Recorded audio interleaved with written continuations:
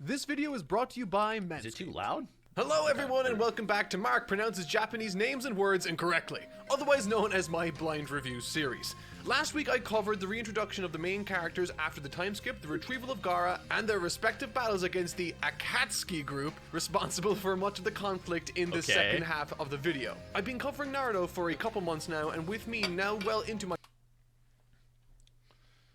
So this motherfucker group responsible for much of the conflict in the second half of the video. I've been covering Naruto for a couple months now, and with me now well into my 37th volume of the story, I think this material I'm covering today might just be my favorite in quite a while. Exploring the sinister and surprising Tenchi Bridge mission, the new scope of Naruto's power, and a touching story with Shikamaru, the likes of which I never saw myself becoming so invested in. I'm honestly so excited to discuss with you all my thoughts on these two arcs, so let's dive into the tense Tenchi Bridge reconnaissance mission and the Sasuke went so hard there. Akatsuki suppression mission.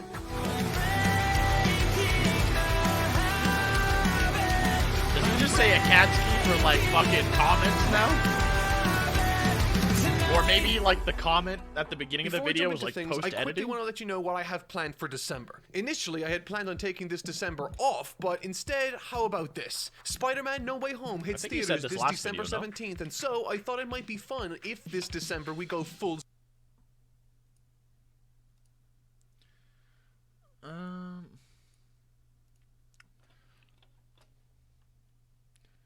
spider themed. Is it too loud? Now y'all are saying it's too loud? In a challenge I am dubbing Spidey-Sember. Is it good now? Within which I will attempt to review and break down some of the most iconic and heavily dumbass? People are disagreeing with you. It's ever to be released. I'm talking Garfield. I'm talking Tobey Maguire. I'm talking Tom Under My Umbrella Ella Holland. I'll be making 3 videos, kicking things off this Spidey-Sember with the Raimi trilogy on December 2nd, which I haven't seen since I was a kid in theaters. I don't care anymore. I can't wait to share with you all my feelings on these films that honestly changed my life, and I hope to see you there gargle for this on my cock. Spidey-Sember.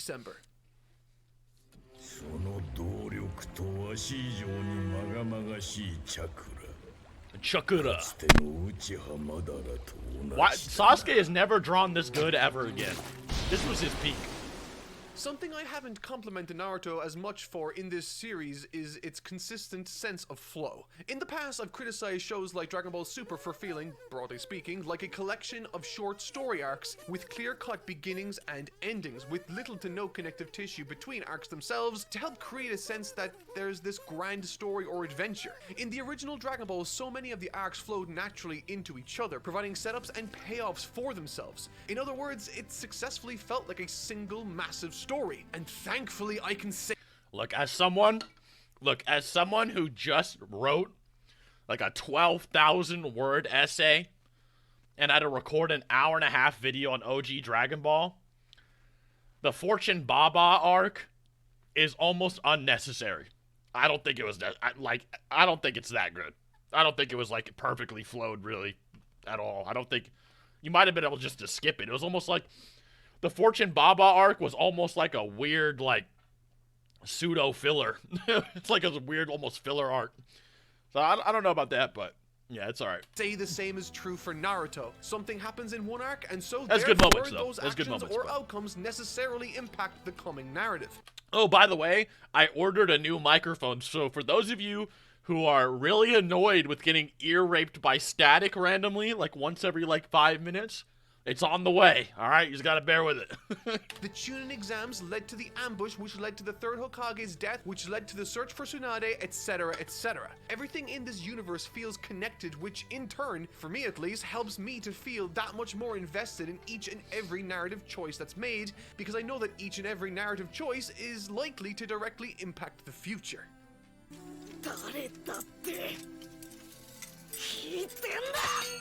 There were a few things that stuck with me after the conclusion to last week's material. There wasn't really much of a payoff with nature Sai, Gaara embraced Not gonna lie. Naruto with, highlighting that these two are the only two people in their respective circles that truly understand each other, and due to that fact, the lengths Naruto went to for Gaara really helped to highlight how far he has come socially. Now surrounded by the family he always wanted and has now acquired, despite the losses that took place to make all of this possible, representing a dated way of thinking now passing on. There was Kakashi's ability to use the variation on the Mangekyo Sharingan, which on its own is awesome, but speaks to a sadness for his past where he lost a friend in Obito. In a nutshell,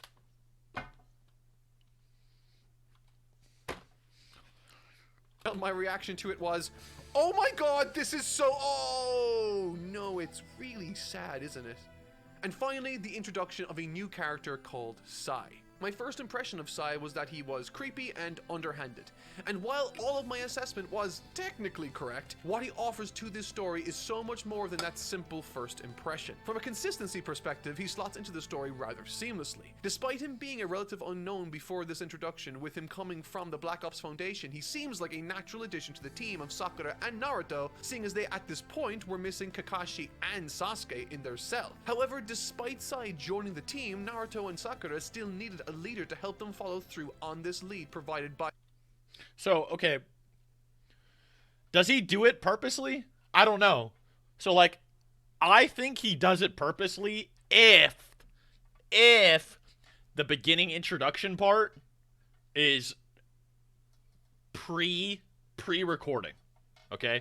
If it's pre-recording, then he high-key might be doing it on purpose. High-key. Like, maybe. Because maybe he needs some more, like, interactions in the comments. Like, maybe he thinks, like, people commenting the corrections of the names gets him more traction or something. I don't know. But, like, maybe, like, Mark just needs, like, a basic hiragana lesson or something. Like, because it's just...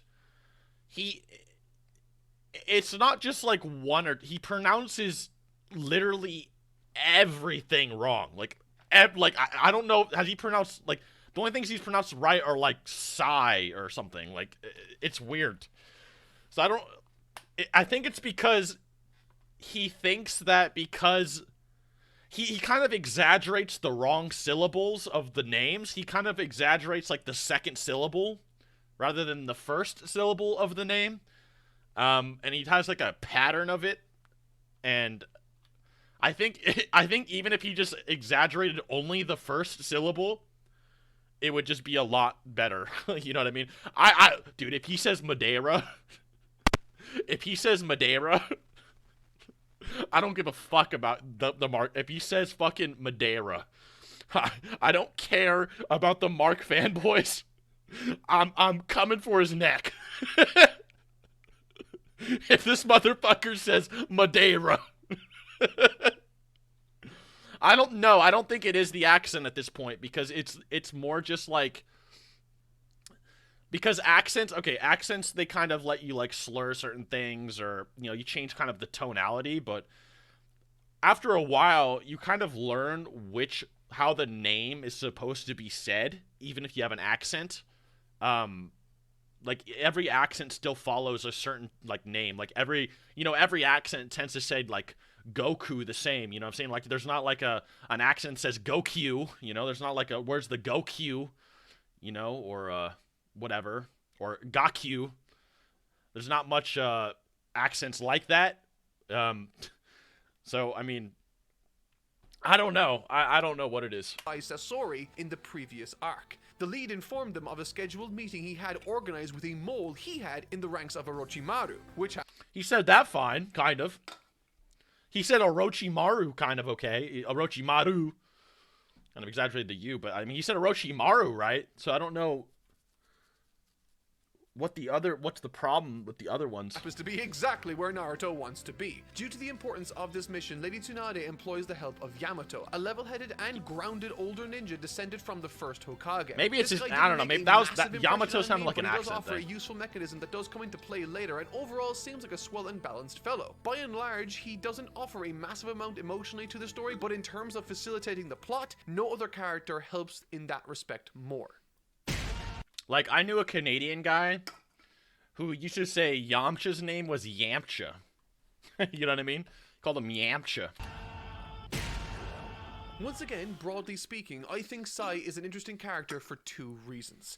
I mentioned that within this story it made sense for him to join their ranks to help out, however, it's what this fellow represents for the series that I think offers his true strengths within this narrative. Firstly, he seems to be the embodiment of what shinobi are in this world. Raised by the Black Ops forces, he doesn't possess any emotion or even understanding of how other people react or think. He's an extreme manifestation of the tool for destruction and espionage that have been espoused by the higher-ups of this world, even by the third Hokage himself at one point. That's one reason why he's interesting. The second reason is how he complements and contrasts Naruto. I've spoken about the importance of creating a contrast character for Naruto, the main character, to amplify his own personality. Sasuke was that for Naruto first, and at various points in the narrative, that role has shifted to different individuals. In this instance, Sai fulfills that role. So many of his values run counter to Naruto's, and just like clockwork, he brings out the best in our titular ninja. What's also interesting with this character is the effect he has on both Naruto and Sakura. By bluntly and coldly addressing the actions of Sasuke, he puts pressure on both of them to justify Sasuke's behavior, leading to a variety of refusals from Naruto to work with him in the first place, and many, many outbursts. The best of which was this. その仲間を救うためならお前とだって組んでやる This is what I mean when I say Sai brings out the best in Naruto. What was once rage and childish retaliation has been replaced with a calm, unflinching resolve when he starts to realize that these words from Sai don't necessarily come from a place of intentional antagonism, but instead from a genuine and troubling bewilderment that's only interested in looking at the situation from a cold... Like, is genuine an accent thing? I don't know. Utilitarian standpoint. So, this is just my opinion. This is my opinion on This is my opinion on Sai. I don't really care about the whole tool thing because we already kind of got that in Land of Waves. But it's interesting to see like the Leaf also has, you know, the child tools as well. So I think it might be to show that the Leaf Village also partakes in that. However, I don't know. Like, I think a few other characters already established that, no? Like, I think Kakashi even kind of did at one point. But I guess Kakashi's more, Kakashi doesn't really embody it as hard as Danzo and Sai. So I guess Sai and Danzo are more to show that the Leaf is also plagued by that ideology more, because Kakashi doesn't really, like, show it too much. But otherwise, like, it sucks what happens to Sai, man. Like, I don't know why he became so fucking irrelevant. And I think his lack of popularity might be due to his design, too. His design's a little bit weird. Like, he's supposed to be this, like, almost borderline emotionless, just, like, robotic ninja, yet he's wearing this, like, belly top, black shirt and shit. It's kind of weird. I don't know. Like, I don't think his design matches what he's supposed to be. I think he's supposed to be, like, a stoic and just hardcore ninja, so maybe that's why he's not that popular, but, yeah. Tenchi Bridge. This section had me stressed the hell out, and I truly mean this that. Scene is so raw, dude. I love this shit. As it currently is, being extremely shaky no matter what way you look at it, trying to impersonate Sasori. We also have the wild card in Sai, and we learn that the informant is Kabuto. Add on top of that the fact that Kabuto is actually a triple agent there to betray and kill Sasori. It's like he's saying, it's like the Pokemon. It's like Kabutops. Like Kabutops. You know what I mean? Kabutops. Maybe it's because what if it's because he's a Pokemon fan? What if it's because he's a Pokemon fan? And that's why he says it like that. Maybe. We might be onto him. We're diving deep. We're getting deep. And you have for yourself a page-turner unlike any I've seen might have from cracked this the series code. in a long while. Also, there's this instance in this arc where Lady Tsunade is looking out and notices an animal jumping out from the brush. And once again, this happens here at the bridge. I thought this was interesting as it turns out it's actually Orochimaru lying in wait, which made me think, was he at the village too? I mean, I love stuff like that. I feel like even if it Orochimaru and wasn't, Tsunade it's is still way a cool harder to piece say of than paranoia Kabuto, Kishimoto's but I injected don't know. into my mind, which is great because now we're primed for a spectacular fight. Like, look at Sai's outfit. Like, what is Sai's outfit, bro? If Sai is supposed to be, like, the opposite or, like, a fold to Naruto, why is he wearing a fucking crop top? What? Like, what is that design? Like, Kishimoto was not, like, the black makes sense, right? He's wearing black because he's not colorful like, you know, the other characters. He's like a robot, right? He's just there to do business, but then he's got this little bit of crop top for some reason. And Like, this fight is he even has short sleeves as well. Whereas, like, whenever you see, like, most of the Anbu, like, they're usually just all gutted out and they got their fucking black, you know, nylon fucking rash guard or some shit going on. I don't know. It's all of that and a bag of chips. Something this arc does a phenomenal job with is making the fight feel personal. As soon as Yamato sees Orochimaru and everything on the bridge starts turning south, he signals for the others. This was a brilliant touch to add drama to this story with a great piece of visual storytelling through Naruto immediately showing signs of losing himself to that more aggressive and feral fox spirit state he's been in before. This is an incredibly important and emotional battle for Naruto, and to see this reinforced by his immediate elevation into this state without warning was brilliant. However, what made me fall in love with this section wasn't necessarily the cool visuals, but the meaning and narrative behind them and the consequences thereafter.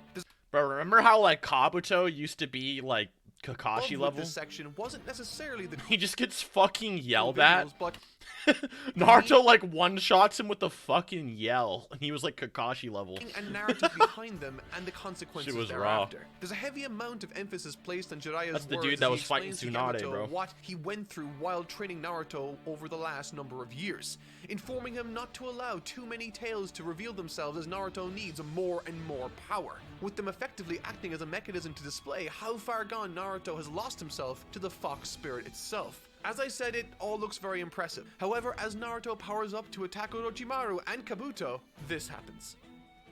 There's an obvious lesson to learn here for Naruto, but remember what I said. Bruh.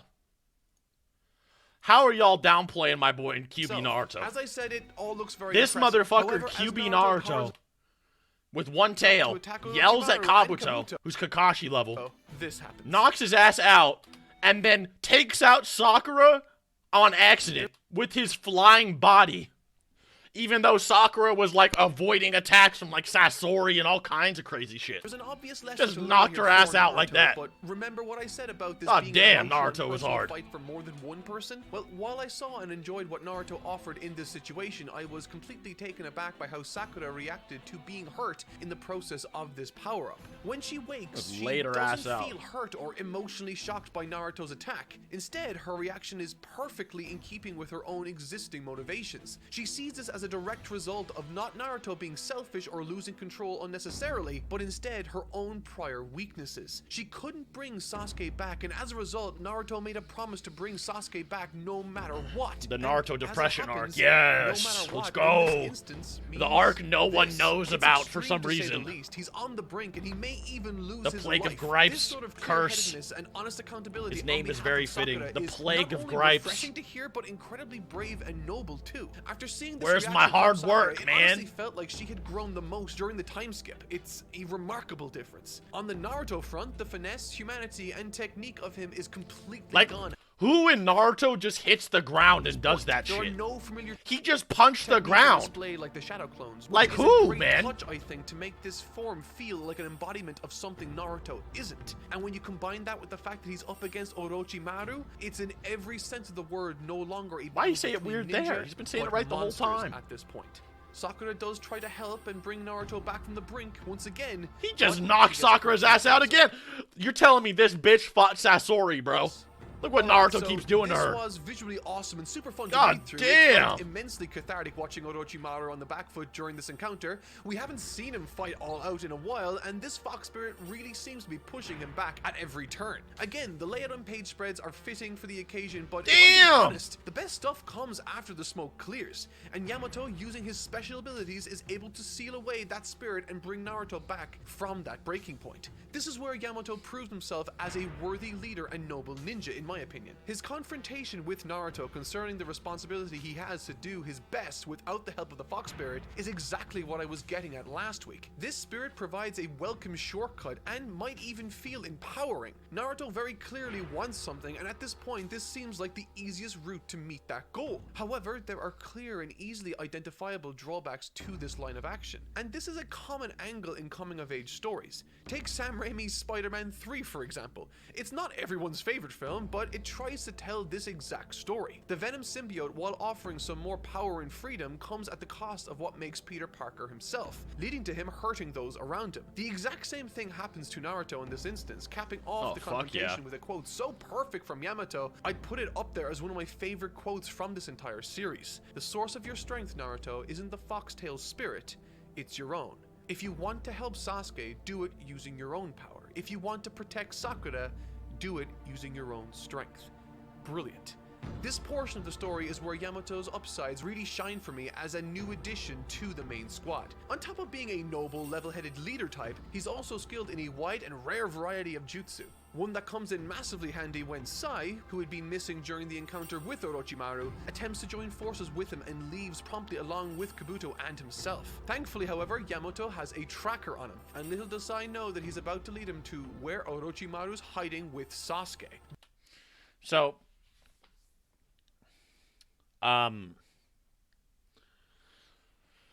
with the Naruto power up, do you guys think it could also be like a parallel to what Sasuke does, like where he's like willing to like turn into this monster and like let these powers take over his body so that he can achieve his ambition? Like it seems kind of like a parallel to Sasuke in a way. So it almost feels like Naruto's kind of like doing what Sasuke does as well. And in the process of doing that, he hurts all his friends, and he learns why it's wrong, and blah, blah, blah. So it kind of does seem like a parallel to what Sasuke is doing in particular, and I think that's kind of interesting. This is a fantastic chance for them to save him, and a chance for Naruto to show that he can control his desire to relinquish control to the spirit inside of him.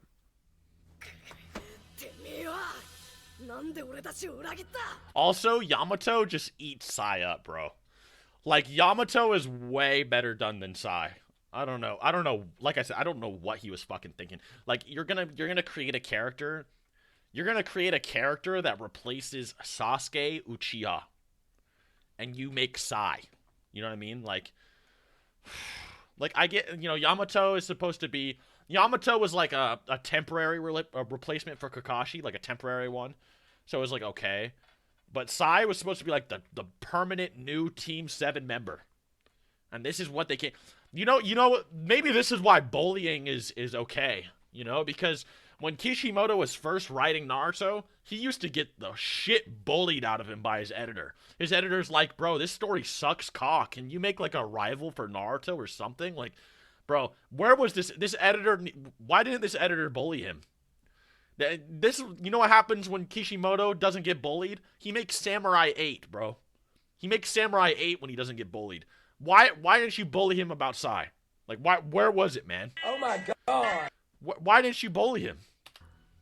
Once they confront Sai in his cell, the true scope of what he represents in this series is plain as day. While yes, he represents broadly speaking what ninjas mean in this world, specific to him, he also has a sketchbook which reveals a lot more about him and the process he was created within in the first place. Once upon a time, having a brother, someone who cherished him, who cared for him, and someone who held onto a specific sketchbook for. However, when he died, Sai lost any and all memory of what he was going to put into that book for his brother. I'll say this in advance too. This Sai backstory shit is okay. Like, I don't mind the Sai backstory shit.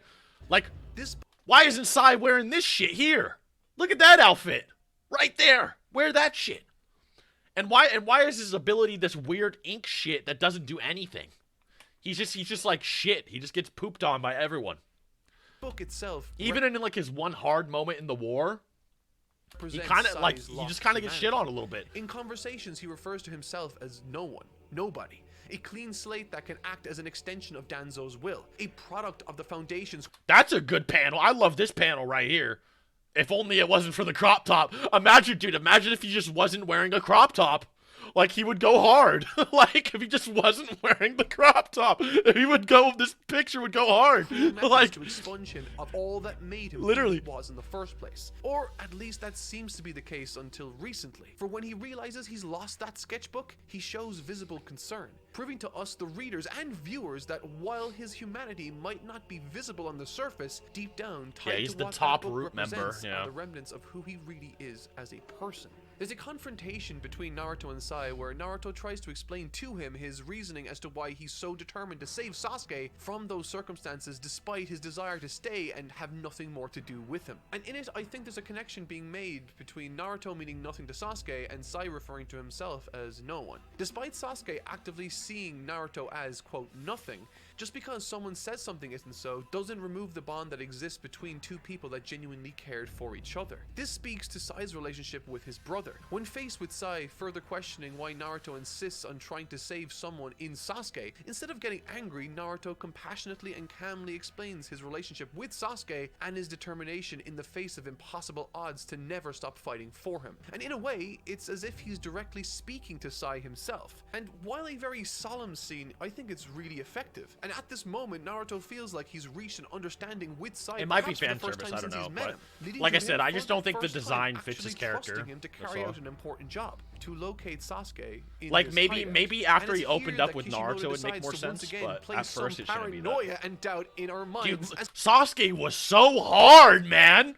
Like in part 1 of what is this early Shippuden? Just fucking every fucking shot, he's just going hard. Like, he's just dropping these rap albums like every fucking scene he's in, bro. Sai's original plan wasn't to help their team or to even be a conduit between Danzo and Orochimaru, but instead to specifically assassinate Sasuke. Whether or not the experiences and epiphanies he's had since meeting Naruto will be enough to dissuade this mission is another question, but either way, with good intentions or not, he's running to Sasuke's location. It's super exciting as the decision Sai makes once he reaches Sasuke will effectively define his true intentions and really his character. I love stuff like this. It makes me rethink the entire interaction he had with Naruto, asking questions like, did he master emotional deception like what Sakura did to him earlier in the story? And even if he hasn't, the very fact that Kishimoto got me thinking and asking these questions is proof that he absolutely nailed this tension building sequence. Thankfully though, as it happens, Sai turns out to be a good boy.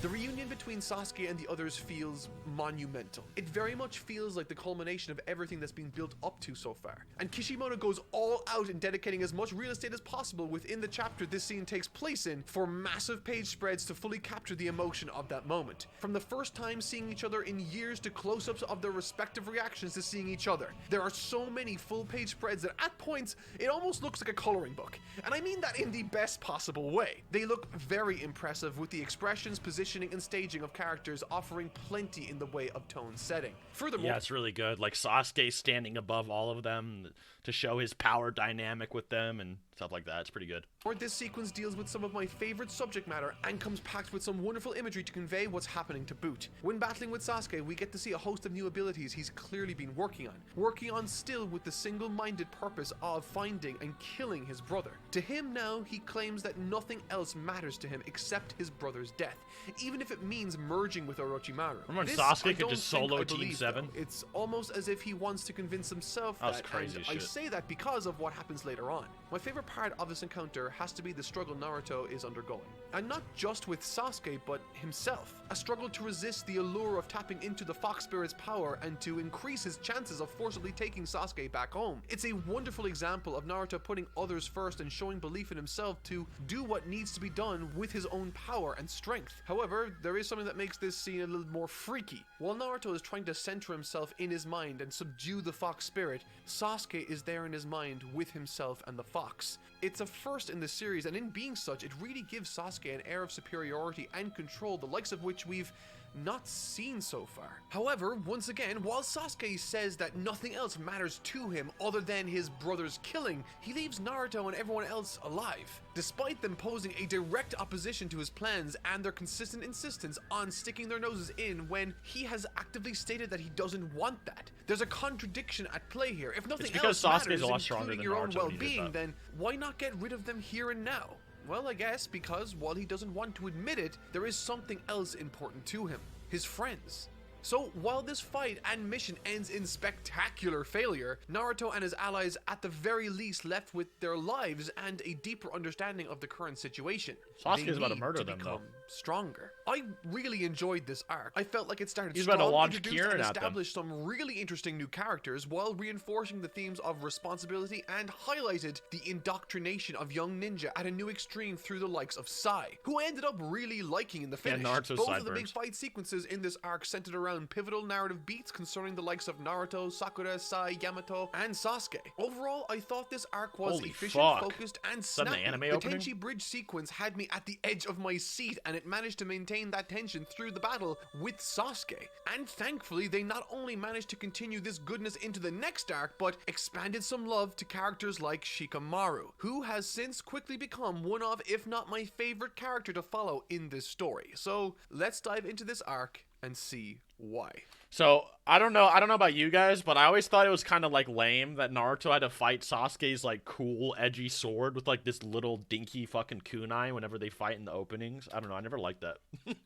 It's It never looked Christmas. impressive. Well, okay, not quite. But Santa's here early to ensure my jingle balls are all in great shape with the new performance package from Manscaped. The Lawnmower 4.0 is the absolute highlight of this package. Y'all need to shave this your cordless balls? trimmer is Like- not only waterproof and great for Let's sensitive skin thanks to go. its skin-safe tech, but it also features a festive LED light that's perfect for those dark winter nights. But what's this? Is that the crop preserver and crop reviver in your stocking, or are you just happy I don't to like the see way me? that camera That's folded right. up like that. This kit comes with handy ball deodorant and ball toner spray to ensure you smell great across the festive season. Nice. And hey, if you're feeling the tingle of tinsel up your nose, the Weed Whacker nose and ear trimmer has you covered Fuck too. yeah. Thanks to Santa. 360 Thank you, degree Santa. rotary blades and the same skin-safe tech from the trimmer. This thing is wonderful. Every guy needs to add Manscaped to their wish list this season. And Oh, if I'm you've right got a on it. special I'm man adding in it your right life to my that's been wish list. Extra good this year. I'm then gonna have make the sure to get him smoothest this balls on awesome earth. performance Holy shit. package. It even got comes underwear with a too? free travel bag and boxers. That's What? two gifts in Manscaped one. underwear too? So don't And wait. a bag? Go to manscaped.com Damn. and use my promo code NOTMARK20 Okay. to get 20% Get the off smooth plus hands, free too? international shipping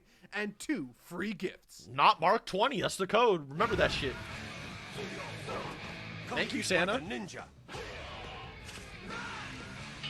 Zabuza sword cannot be Zabuza sword. I remember these commercials, I think. Shark and shooter. Transform. Oh, shit. Launch. Bruh. Direct hit. Victory is mine. Naruto Shark. Damn, Zabuza's weaker than that weird cosplay suppression Sasuke, I mission. guess. Right from the Official top, power this scaling. arc was phenomenal and marks the second time this story affected me emotionally. Akatsuki Primarily, it suppression. focuses on 2 characters in Naruto and Wait, did he say Shikamaru, with did he the- say Akatsuki correctly now? I wasn't paying attention. Let me see. Did he say it right this time? Akatsuki suppression He says it right now. Man, I wish his editor would just like help him with like everything else then. mission. Like, Right from the top, this arc was phenomenal and marks the second time this Big story W, affected character me development emotionally. for Mark. Primarily, it focuses on 2 characters in Naruto and Shikamaru, with the latter carrying most of the heavy lifting along with his cell group after a tragedy befalls them. It's rich with coming-of-age lessons to learn, and through these 2 characters, primarily, we see what that looks like as we explore their mindsets after each of their respective setbacks. Naruto after coming face-to-face with Sasuke and failing in the prior arc, and Shikamaru who experienced his own unique losses. Having completed my notes on this section, I also realized that I didn't talk or write much about the 2 main antagonists of this arc, 2 Akatsuki members called Hidan and Kakuzu. Given the amount of focus, and I also realized that I didn't talk or write much about the 2 main antagonists of this arc, 2 Akatsuki members called Hidan. he said Akatsuki again. Notes on this section, I also realized that I didn't talk or write much about the 2 main antagonists of this arc, 2 Akatsuki members called Hidan and Kakuzu. All right, Mark, be real with me. Do you just not want to say the word cock? Do you not want to say cock, bro? I want you to say cock. Just say it real loud. It's cock. Uzu. Cock. Well, you got a problem with cock, Mark? Huh? What's wrong with cock? Just say it. Cock, Uzu. Just say it, man. Cock, Uzu. Look, I don't want to say you're homophobic, but come on, bruh. That one's easy. Cock, Uzu. I'm gonna manifest it. I know you know how to say that word. You got Manscaped. You're the cock. Given the amount of focus the themes surrounding other characters receive in this arc, I was surprised with just how much characterization this pair ended up receiving, which only helps, I think, in the long run to elevate the struggle to defeat these two ultimately. Instead of appearing stereotypical, brandishing all the personality of a brooding piece of wood, these two genuinely felt like two individuals distinct from each other that on a consistent basis break each other's chops, cracking jokes and insulting each other like two guys in the office with an established rapport. Their powers, particularly Hidan's, introduce some wonderful opportunities for Shikamaru to play with at various stages, and Kakuzu is just straight up a massive wall the likes of which even Kakashi struggles to overcome. Oh, he's reading the manga, not the anime. It's almost like Naruto has a pretty basic naming convention where it's the first syllable, and his editor's like, hey dude, it's the first syllable on Sasuke. That's why it's not Sasuke, it's Sasuke, okay? It's the first syllable. It's Naruto, you know, like, it's the Akatsuki, you know, like, it's the first syllable. It's not, it has nothing to do with him reading the manga anymore. It has nothing to, it's literally just, he's not getting that it's the first syllable, not the second syllable that needs to be pronounced, all right? It has nothing to do with the manga anymore. Nothing to do with it. Because he's been told over and over again. Priming him as it has nothing to do with it. Also, that drawing of Kakashi is hard, bro. A massive wall the likes of which even Kakashi... This Kakashi drawing is so good. What the hell? She struggles to overcome, priming him as the perfect target for our hero of focus in this arc, Naruto. However, with that said, I've heard justifiable complaints aimed at this arc's conclusion, and I'll be exploring them as well as offering my 2 cents. So, let's start from the start. Naruto's training. This is what Naruto does for effectively the entire runtime of this arc until the end. Struggle through training after failing to help Sasuke. As it stands, I love training sequences for characters. I find them compelling and often bolster the trainees' characterization and motivations by showing their tenacity and determination to achieve their respective goals through hardship. However, something makes this arc stand out amidst all the other training stints in the story. Something that expanded my understanding of jutsu and placed what I believe to be a massive, near impossible task in front of Naruto, a near impossible task with a ridiculously short time limit. Through this training, we come to learn from Kakashi that the Rasengan, a move Naruto already struggled to get that was this a level of Fortnite competency technique, the with, Rasengan, is actually an incomplete jutsu developed by the 4th Hokage himself. I thought that was a really nice touch as it leads Kakashi into a quieter, more inspirational sequence where he confidently states that he believes in Naruto and that he thinks that someday he will surpass even the 4th Hokage himself. Moments like this make me reflect on when Kakashi first met Naruto back in the beginning, not knowing just how far this little kid would go, but throughout saw glimpses of his potential, leading to this moment where he reaffirms Naruto's desire and belief in himself. But there's still a lot of work to do, so let's break down exactly what needs to be done. Naruto needs to, number 1, learn to use his change of nature type jutsu, number 2, then combine it with the Rasengan to complete a jutsu that even the 4th Hokage couldn't. Oh, and number 3, to do this all within a time frame so short that it would be impossible to complete any of these steps in isolation. This story is all about surpassing barriers, overcoming the odds, and showing the naysayers wrong, but with these exact parameters, as a reader, I sincerely felt as though there was absolutely no way to make this work other than making some sort of plot contrivance, and that's when Kakashi had one of the most ingenious ideas I've ever heard in this story.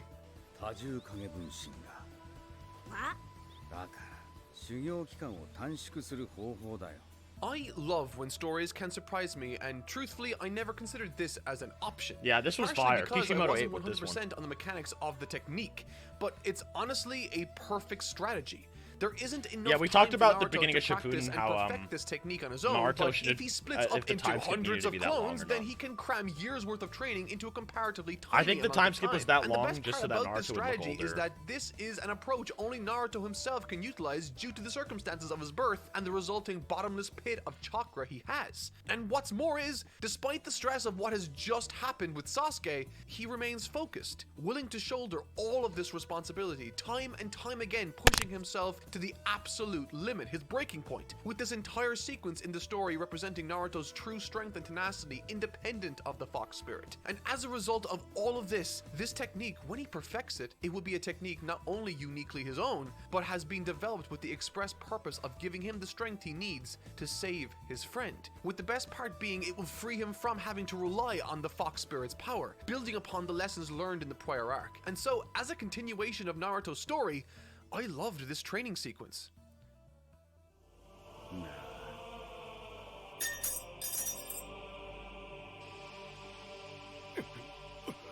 Shikamaru's team versus Hidan and Kakuzu.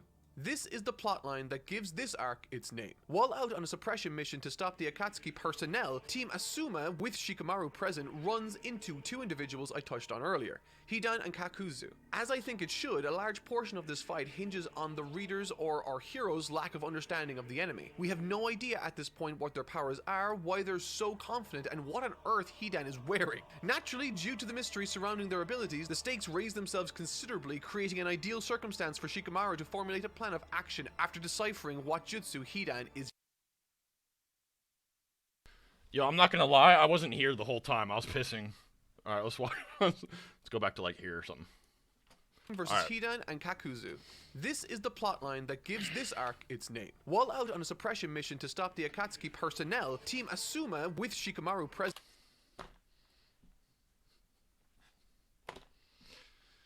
Like, what, dude? Like, runs into two individuals I touched on earlier, Hidan and Kakuzu. As I think it should, a large portion of this fight hinges on the reader's or our hero's lack of understanding of the enemy. We have no idea at this point what their powers are, why they're so confident, and what on earth Hidan is wearing. Naturally, due to the mystery surrounding their abilities, the stakes raise themselves considerably, creating an ideal circumstance for Shikamaru to formulate a plan of action after deciphering what jutsu Hidan. alright, here's the fucking rule, dude. It doesn't matter if it's manga or anime, where the fuck. First syllable! The first syllable. Alright? Pronounce the first syllable. Alright, that's all you gotta do. It's not the second. It's the first. This ain't Pokemon. This ain't Pokemon. Gotta catch them. It's fucking Naruto, man. It's Japanese, man. The first syllable. If he says Madeira, it's over. I don't care.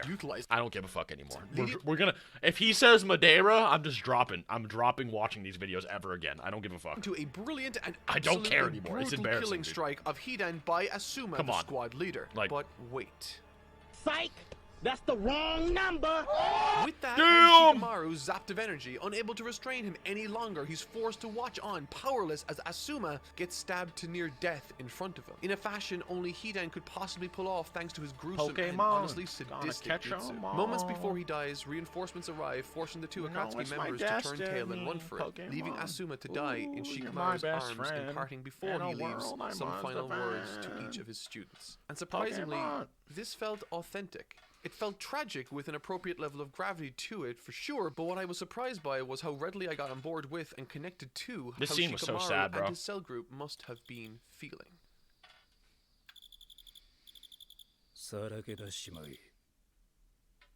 This scene was anime only, unfortunately. I wonder if he Asuma's showed death. it to Mark. I'm not sure if this will come as a surprise to anyone, but I didn't expect to care as much as I did during this sequence. It shocked me with how touching I found this scene ceremony being anime and the only lengthy is like amount a of sin, time bro. given to this character's passing. I know Kishimoto's And not that since crazy then, of a I writer, wondered but why goddamn. that was. Asuma wasn't by any means a character I had an issue with, but I also wouldn't say he was one I was particularly close to either. Which, honestly, in retrospect, made me wish I had formed more of a bond with this character across the series instead of just the last 10 or so chapters. But it did make me wonder why because I was of the feeling as tuning strongly exams as I just being did so during ambitious, this bro. scene. And I think the reason was Shikamaru.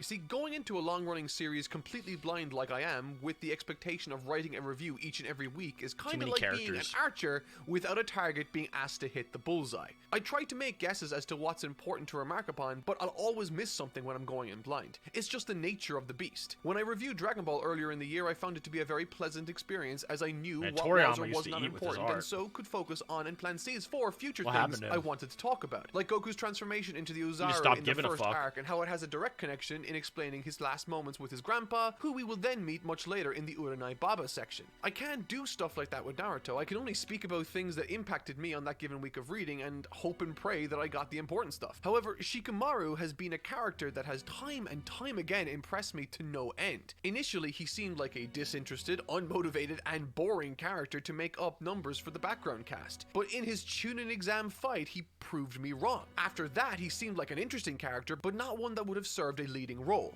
And that's when the chase for Sasuke happened, and I once again was proven wrong. And now I find myself over 300 chapters into this story, watching as this character I never anticipated I would spend so much time with or connect to, one that has earned his standing through struggle, talent, and effort across this series, making myself feel this loss. I think across the entire story, no character has surprised or impacted me more than Shikamaru. And what I really appreciate about this series is how dedicated and comfortable Kishimoto is in basking in the more quiet moments, whether that be solemn, emotional, still, or any combination of these. I've recognized him as being an incredible artist with a particular flair for action, creating some wonderfully He doesn't kinetic pronounce layouts. Shikamaru However, right either. his attention to He the says quieter Shika. moments He says across Shikamaru or this something like series that. has really heightened my experience. Clearly on display during Asuma's funeral. He still pronounces Distant the shots of second, Shikamaru syllable, I informing think. his family in a So much. long hallway, all the framing But it's here better. It's really definitely helping better to than sell other the stuff. atmosphere Kishimoto's going for, with everyone taking the time to commemorate this noble and much loved shinobi, with an appropriate amount of focus on the character of Shikamaru. And while I thought all Yeah, of this was Shikamaru or great, something once like I that. finished this arc, my team suggested I take a closer look at one specific episode from the anime. Yeah, there you one go, that, King. while technically Get filler, that in shit. many instances By the way, look at goddamn.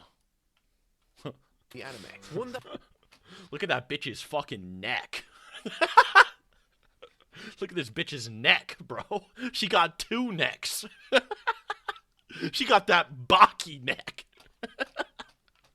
She got that Scotty Twitter neck. that while God technically damn. filler, in many instances elevated this section of the story to new heights the manga never reached on its own.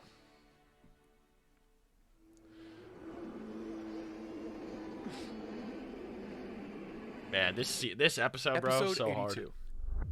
Episode 82 of Shippuden God is damn. a beautiful and I think near perfect addition to the series, filled with stunning cinematography. The series of scenes that decorate this short but powerful episode heighten what was in fact the purpose of Shikamaru's portion, which is, in effect, his coming-of-age story. I always find these types of tales to be profoundly powerful for a number of reasons, obviously because of their hopeful relatability, but more so because of the crossroads and lessons that a young person must learn in order to become an adult. Shikamaru doesn't know what to do with himself and fails to attend the funeral of his master Asuma. He wanders the streets, sits isolated on his porch for hours, denying his mother's offer for food until eventually his father asks him to play him in a game of shogi. All shot from one angle at first to emphasize the still, measured, and reserved nature of the interaction, with Shikaku remarking upon his son's different approach to playing today, citing it as, quote, forceful. The shogi game itself offers this father and son the means with which to subtly reach each other, with Shikaku using it as a vehicle to highlight his son's strengths, his gratitude for his son being alive, and teaching him not to shy away from feeling what he's feeling. Eventually reaching a boiling point where the angle suddenly shifts as Shikamaru flips the table in anger when he's reminded that Asuma is dead. Shikaku tells him to let it all out, that sadness, fear, and anger.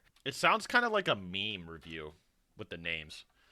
I don't know. I think we should honestly just stop watching these reviews. The direction is spectacular, Like, I'm with real. interesting angles, close-ups of his gritted teeth. I and don't know. clenched I can't fists. I want it like okay. At first, I was kind of like okay. I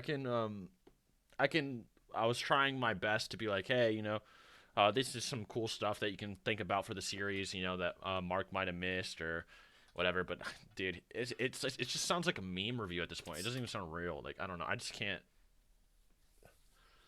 I'm gonna be real. I just can't anymore, dude. It's just awful. Like, it's literally the whole time, bro. Like, it's just unlistenable. Like, I just can't do it, man. It doesn't like you ever seen like You ever see like a fucking like YouTube poop or like a meme like anime review and they like purposely like mispronounce all the names to, like trigger people? Like it sounds like one of those, dude. It just doesn't sound fucking real, man. Like, I just can't handle it anymore, dude. Like I tried to for like the last one. I thought I was like, oh, okay, you know, he's gonna. I don't know. We'll see. Like if we'll see if he gets Madara right, we'll come back. I think, but.